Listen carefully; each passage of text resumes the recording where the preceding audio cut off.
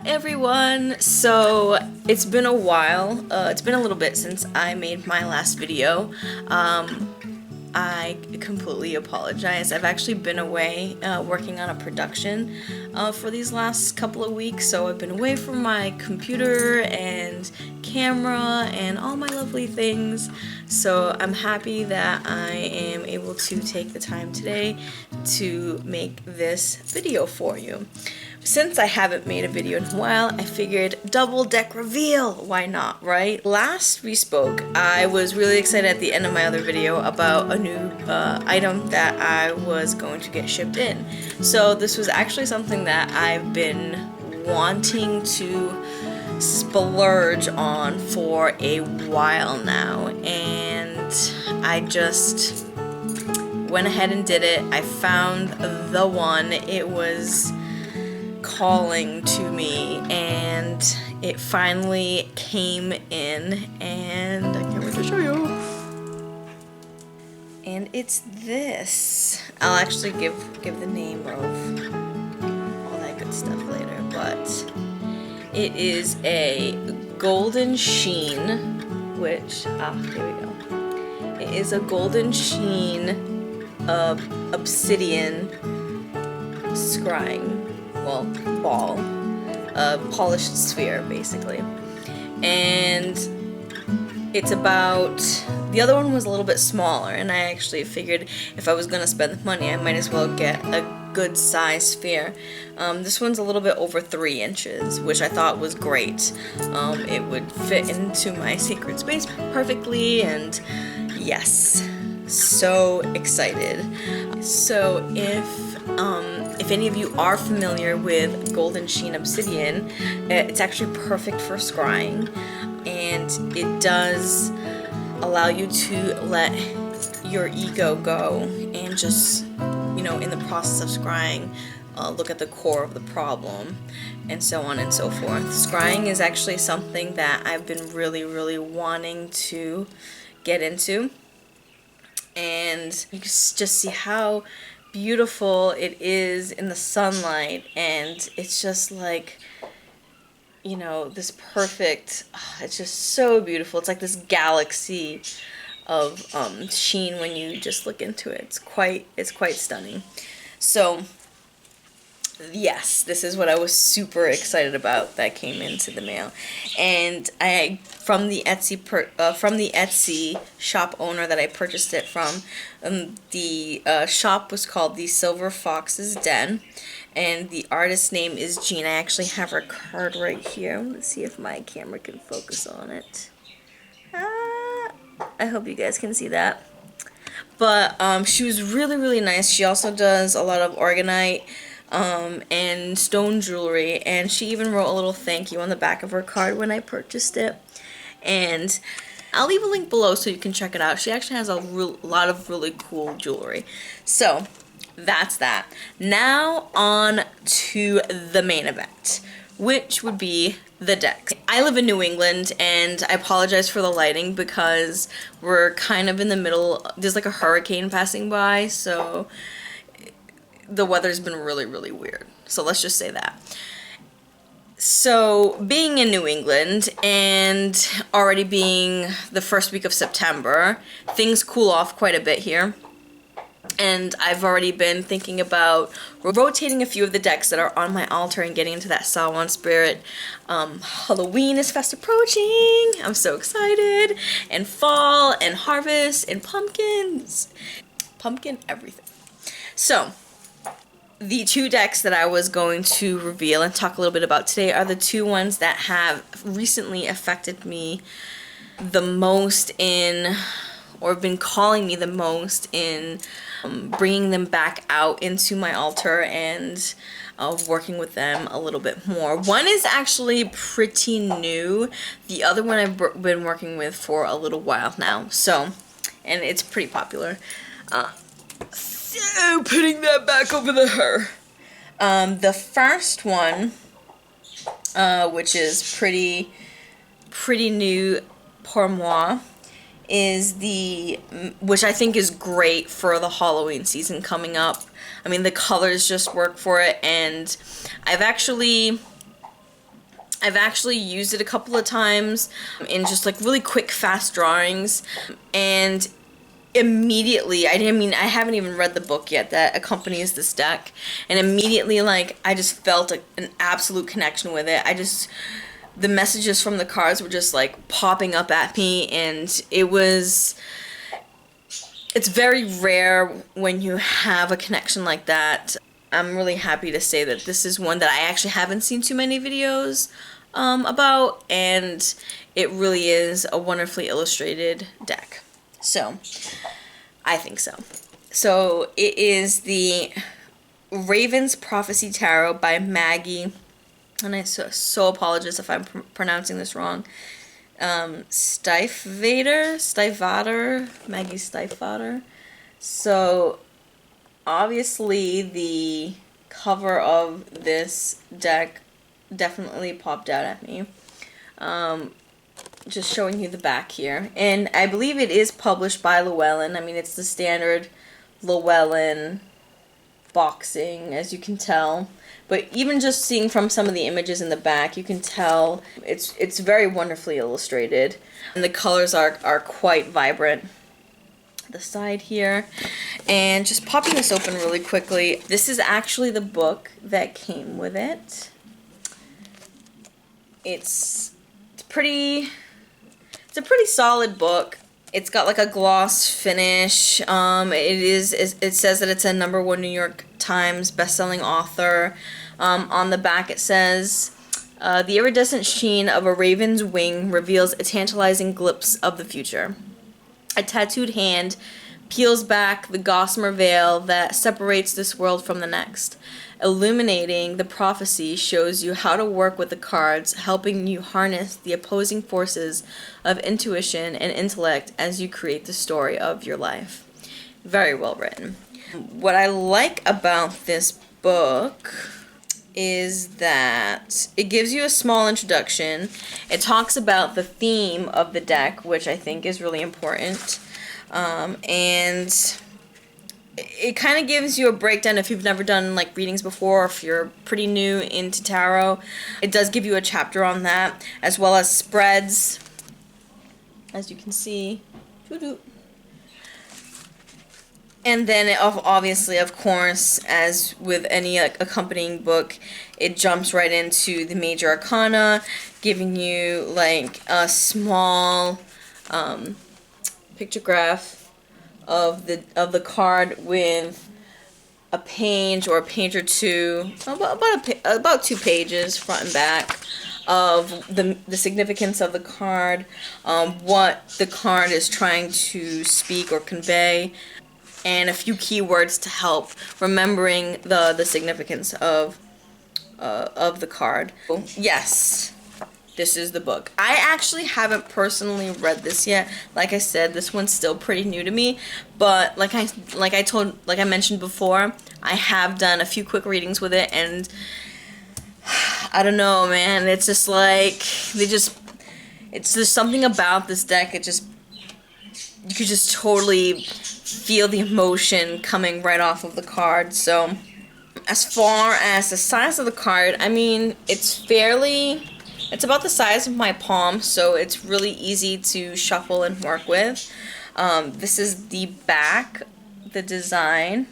It's matted, but obviously it has a little sheen on camera, so I love that. It's just, and like I said, especially for this fall time, it's just got this like perfect vibe for it. The cardstock, I mean, it's not the best cardstock, but it's Llewellyn, so if you're familiar with Llewellyn Publishing, then you'll be familiar with this cardstock.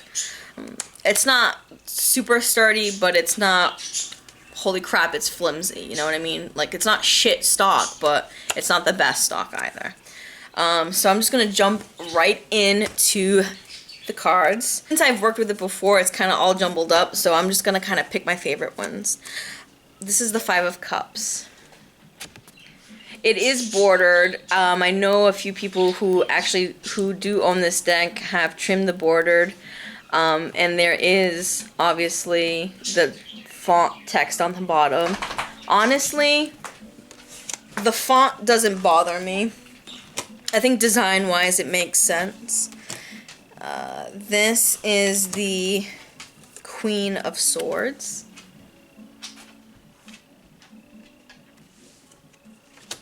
The Ten of Wands. I love that. Look at that. So regal. She kind of uses a lot of objects and animals in this deck. This is the Hermit. You can see like the symbology with just minimal illustration, you know what I mean? I just totally get it. This is actually the King of Coins, or the King of Pentacles. It's symbolized by roses, which I think is pretty interesting. Which, you know, going back into the book, I'm sure she explains that more within the theme of the deck. The Two of Cups.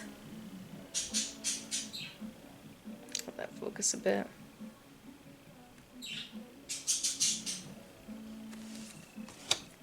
The Moon, which is what is on the cover of the deck. The Four of Swords, which is representative of the hand. And you can see just how minimalistic it is, but it's so effective. I don't know, I was immediately drawn to it. This was the Ace of Wands. And you can see those warm and cool tones kind of working together, and being like absolutely fantastic for this harvest or this fall. I don't believe there's any nudity in this deck, so you know, if you do have like a lot of clientele that are sensitive to that type of content, it'll work really, really well. The Two of Coins.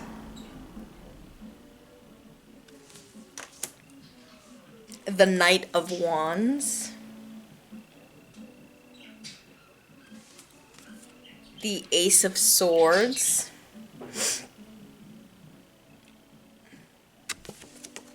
The Nine of Swords.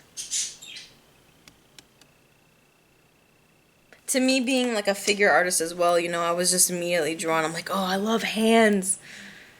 And you just see those colors, like they're just so beautiful. So, so beautiful. That's the Eight of Swords.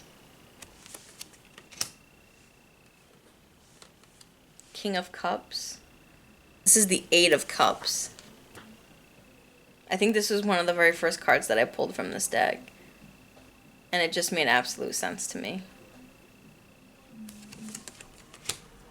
The Page of Wands. Again, the objects.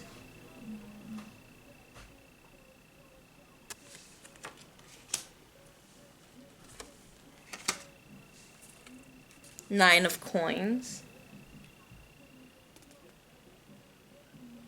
I mean, you could trim this down if you'd like to, but I don't think I would. I mean, personally. The Hierophant, and I think this is like a pretty interesting... It's very different, and that's what I can respect about it. It's not your traditional interpretation of it. It is a Rider-Waite-Smith. It does go by that system. Six of Swords. My absolute, this is actually what made me want to purchase the deck. The Lovers. This was absolutely my favorite card. When I saw this on the back of the box, I was like, oh my god, I must have it. The Sun. So great. Just love it. Three of Wands.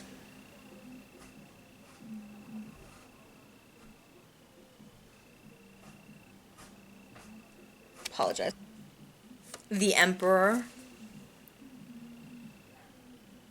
You know, you just get it. You just totally get what the symbology is trying to convey.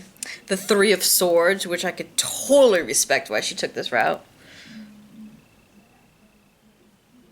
Isn't that so badass? That's pretty fucking badass, guys. Come on. Death, because Death is my favorite card, and I feel like I should definitely show it. What's great too, especially if this is a beginner deck for you, or if this is your first deck that you're going to get, it's fantastic that she does provide the number next to what the card's identification is. Six of Wands. The Hanged Man.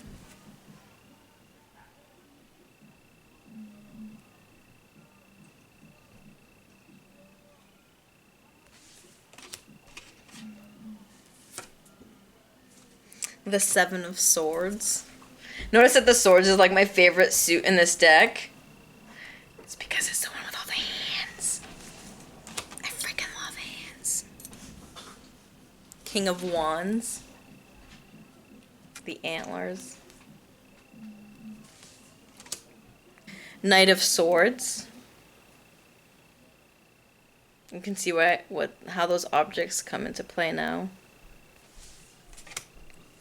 Page of Coins.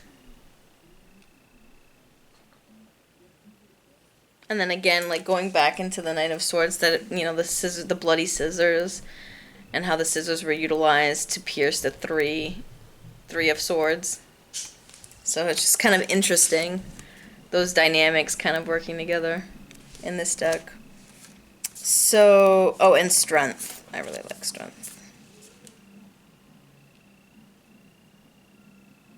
So, yes, that is the Raven's Prophecy.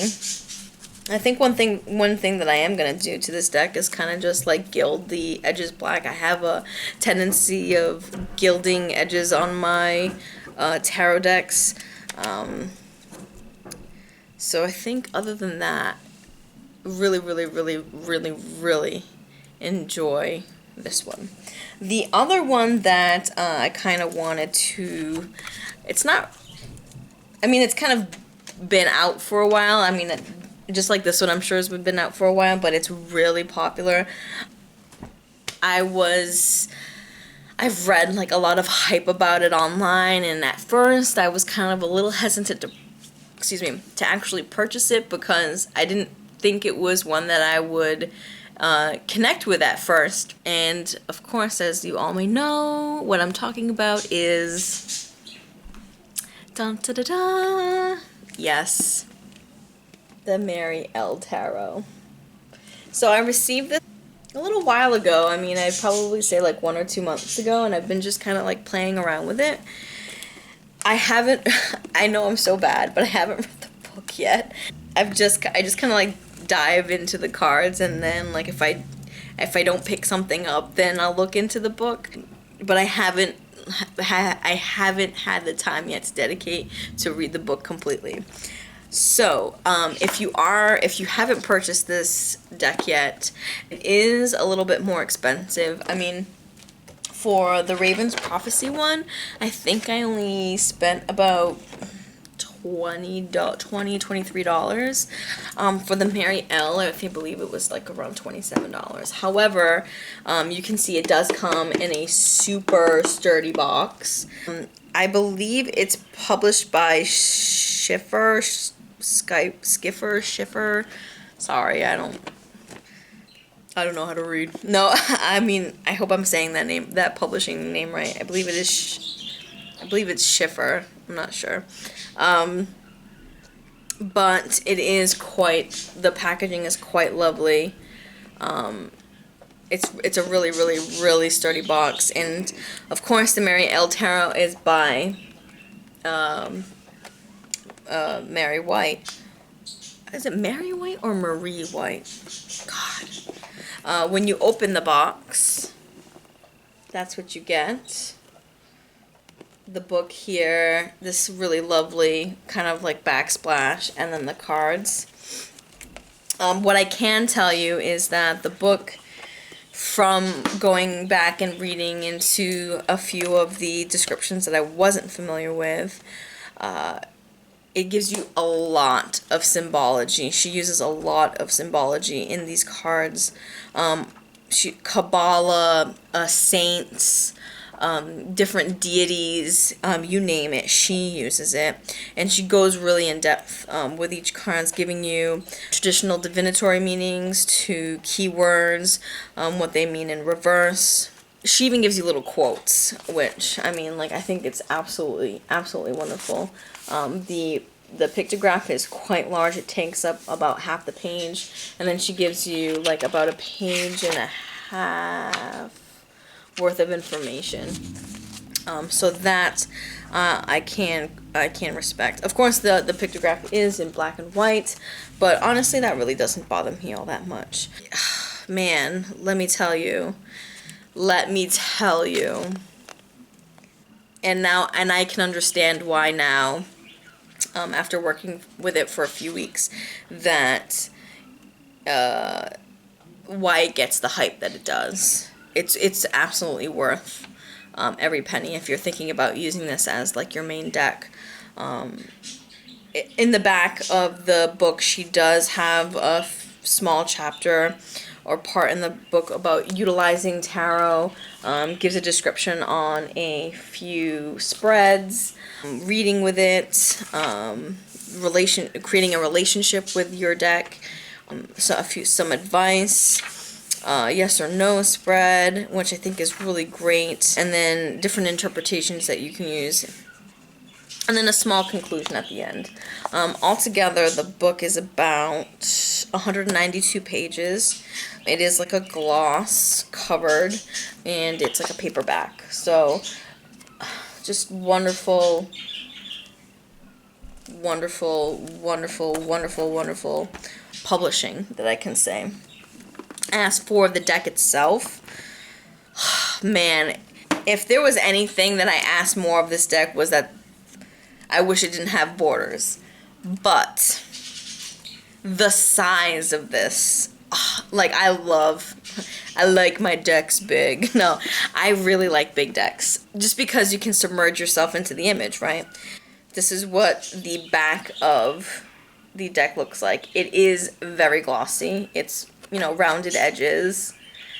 And just so you can get a sense of the size of this card, like, holy crap. It's a pretty big card. Like, just comparing it to the Raven's Prophecy one that we just showed, yeah, it's pretty big. I mean, this is kind of like your traditional tarot size card. This is like ginormous compared. You know what I mean? And now you can see what I meant by the matted backing previously. However, the images are also glossy, not just the back. The illustrations. Oh, this is the Six of Cups. It's just so beautifully rendered. I don't really mind what font she decided to pick for the design. I mean, I don't think it detracts from the image, so it doesn't really bother me all that much. The type of font used here below. The Ace of Discs. It's kind of hard to not show this entire deck, just because of how beautifully illustrated everything is. There is nudity, so brace yourself. The Nine of Cups. I think the fact that the deck is printed or published in gloss just makes the colors of the illustrations so much more vivid and surreal. King of Cups. The Knight of Wands. She does use a lot of animals and people in her cards. Ten of Cups, which is my all-time favorite.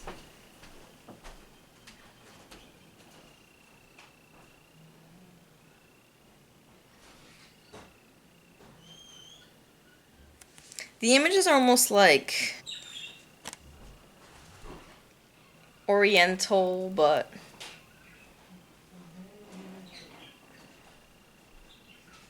surreal at the same time. The Seven of Cups. I'm trying not to get a glare for you guys so you can really see the image. It's really hard because they are super glossy. The moon, which like has a definitely like this Mayan, Tibetan feel. The Hierophant.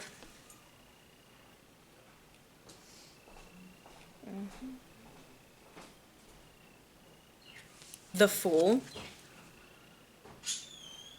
Like, look at that. Come on. I'm trying to get a good focus on it, guys. But there's just so much. I mean, it's just so crazy going from one deck to the next because the Raven's Prophecy one, the one that I just previously showed, was so simplistic. And this one, there's just so many things going on that you can pick up from, which is kind of one of the reasons why I also wanted to show this deck, was for the diversity of the two. The Five of Swords.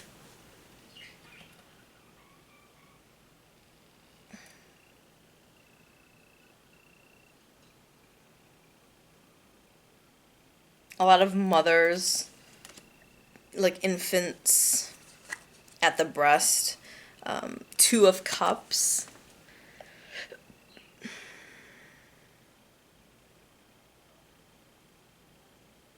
Very, just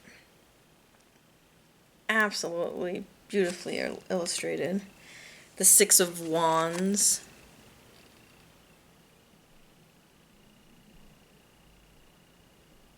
Come on. There we go. And she talks about, you know, the symbology on the forehead, you know, what's behind, you know, this figure, everything she talks about in the book. It's just like, I understand now why this gets all of the credibility that it does. It's just because it really is just, and the size of it. My only thing is that I just wish that it didn't have borders on it, but the size of it, the size of the actual card, I think compensates for that. This is the Hanged Man. The Queen of Discs.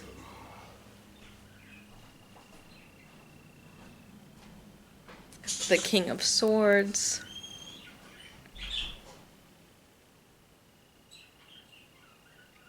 And definitely one of the things that I can respect is that the figures that she does illustrate come from, like, it's very multicultural. The Hermit. The Three of Wands. It's just such a badass illustration.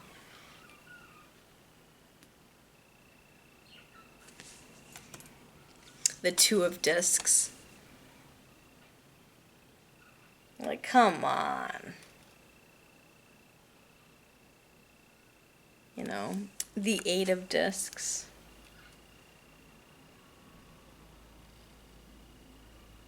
The Lamb in the middle. The two lions. The Justice card, I don't know, I didn't really care for it.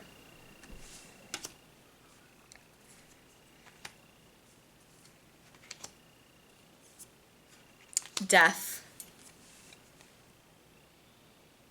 Right?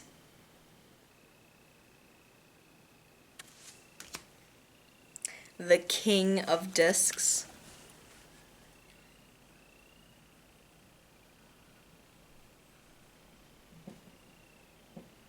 Yes, she doesn't hold back from, you know,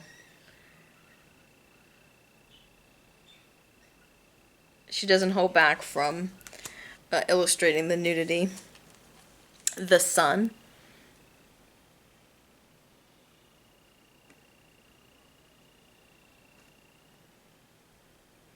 And just the print quality is so consistent throughout this deck. It's just one of those, you know, if you're a collector, then you definitely need to have this. It's just an all-time must-have.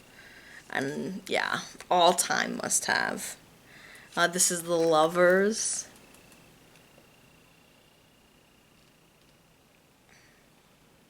I think it's fantastic. The Devil. So cool. So, so cool.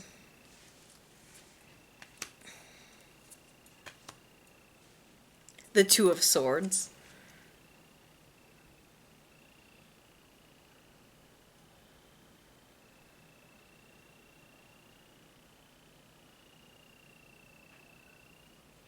I'm just getting really up close so you guys don't see too much of a glare. The Seven of Wands.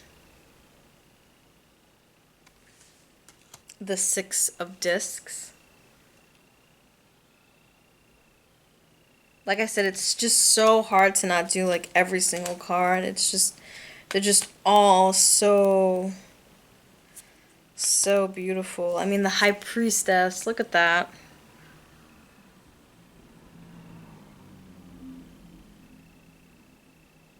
You know, you can definitely tell that this deck was made with a lot of love. The Queen of Wands. And that's one thing you'll see is that these women are all different shapes and sizes. And that's one thing that I really do love. The Ten of Swords.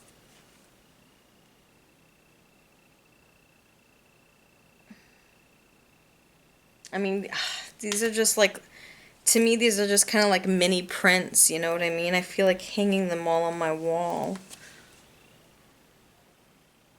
The Magician.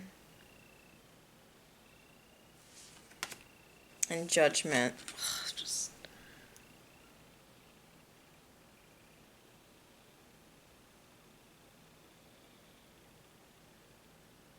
So yeah, guys, those were the double deck reveal official that I wanted to show you. Definitely two that will be on my altar this upcoming fall. Yeah, guys, so the Raven's Prophecy and the Mary L. Tarot, two really fantastic decks, really diverse, and like I said, if you are a collector, this is like a definite must-have. And the Raven's Prophecy one I just got, and the images and the symbology